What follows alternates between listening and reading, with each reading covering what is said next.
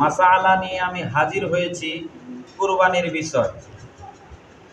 কিছু গুরুত্বপূর্ণ মাসালা কুরবানির বিষয়। একজন ভাই প্রশ্ন করেছে যে হুজুর, কুরবানির গরু কিনলাম, কেনার পরে গরুটা যদি হারিয়ে যায় বা চুরি হয়ে যায়, কেউ চুরি করে নিয়ে চলে যায়, সেই ব্যক্তিকে কি আবার কুরবানির গরু কিনে কুরবানি দিতে হবে?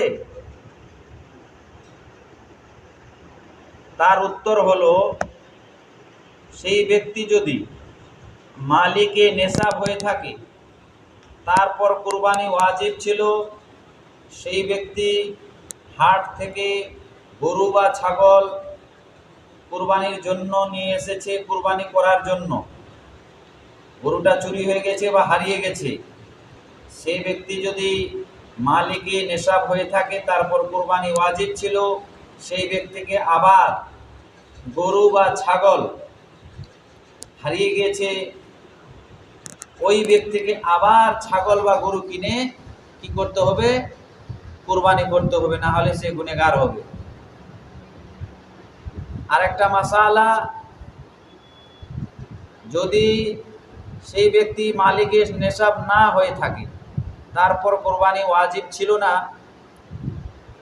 সেও কুরবানির জন্য গরু বা ছাগল কিনে নিয়ে এসেছে, তার গরু বা ছাগলটা হারিয়ে গেছে, সেই ব্যক্তিকে আবার গরু বা ছাগল কিনে নিয়ে এসে কুরবানি দিতে হবে না।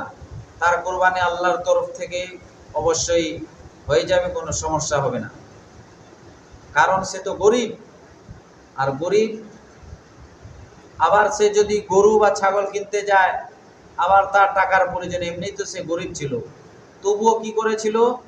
কুরবানি করার জন্য গরু বা ছাগল কিনে নিয়ে এসেছিল, তো তার হারিয়ে গেছে, যার পর কুরবানি ওয়াজিব নেই, তাকে আবার গরু বা ছাগল হারিয়ে গেলে কুরবানি করতে হবে না।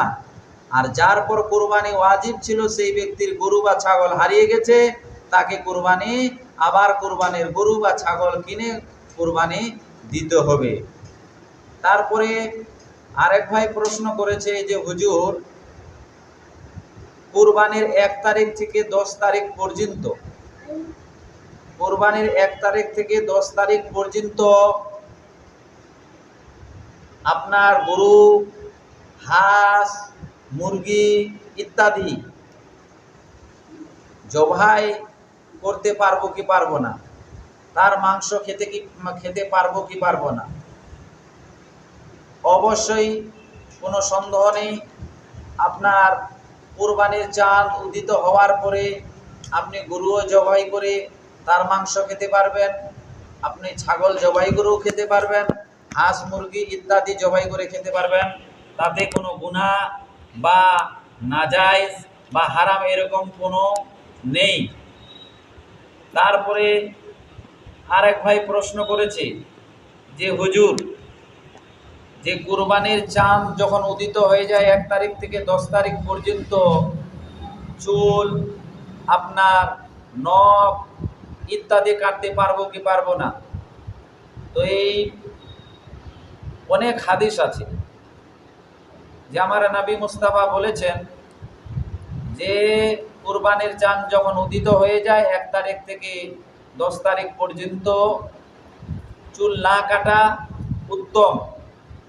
কেউ যদি চুল কেটে ফেলে, নখ কেটে ফেলে কুরবানির দিনের আগেই, তো তার কোনো গুনাহ বা ক্ষতি বা হারাম নাজায়েজ এরকম কিছুই নেই। আর কুরবানির দিন যদি সে নখ বা চুল কাটে, তো এটা হলো সে সওয়াব পাবে, আর তার আগেই যদি নখ চুল কেটে ফেলে সওয়াব থেকে বঞ্চিত থাকবে। আশা করি সবাই বুঝতে পেরেছেন। ভালো লাগলে আমার এই ভিডিওটি শেয়ার অবশ্যই করবেন, আর আমার চ্যানেলটি সাবস্ক্রাইব করে সাথে থাকবেন নতুন নতুন এরকম গজল ওয়াজ পেতে।